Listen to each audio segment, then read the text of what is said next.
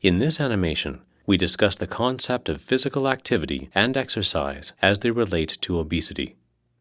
In humans, there is a fine balance between energy intake and energy expenditure.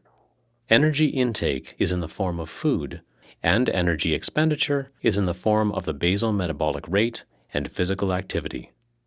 The difference between energy intake and energy expenditure is the net energy balance. If intake exceeds expenditure, then a net positive energy balance occurs. Energy expenditure depends on a number of factors. This includes the starting body weight, the basal metabolic rate, and physical activity. With regard to physical activity, there are several key variables, including the frequency, intensity, duration, and type of activity done.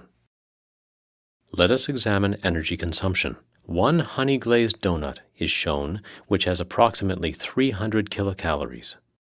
The energy intake from the consumed donut is equal to the energy consumed by moderate walking for 30 to 60 minutes at 3 miles per hour.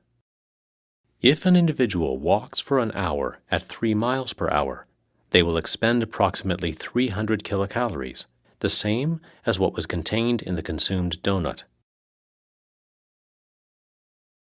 If an individual walks daily for 1 hour at approximately 3 miles per hour, this type of activity would lead to weight loss. This assumes that the individual does not consume any extra calories and has a net negative energy expenditure. If this continues for a period of 2 to 4 months, body weight is reduced as depicted. The initial weight loss is the result of a negative net energy balance. The negative energy balance is because energy expenditure exceeds energy intake.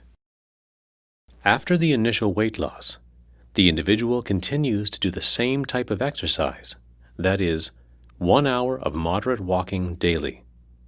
The chart depicts changes in body weight over time. Individuals are often frustrated and surprised that the weight is not continuing to decrease despite regular walking. They have reached a plateau. The reason behind the weight loss plateau is that with decreased body weight, the basal metabolic rate also decreases. When the basal metabolic rate decreases, there is a decrease in total energy expenditure. If the discouraged individual quits their daily walking exercise, the weight is gained again, at a quicker pace. The weight is regained as a result of a positive energy balance being created. Energy expenditure is now less since the physical activity has been stopped. By keeping the same intensity and duration of walking without making any changes in the diet, energy intake, the individual would enter a weight maintenance phase. This is characterized by gaining a small amount of weight. The weight maintenance is the result of an energy balance being established within the body, where energy intake essentially equals energy expenditure. If there is no change in energy balance, there will not be any further change in weight.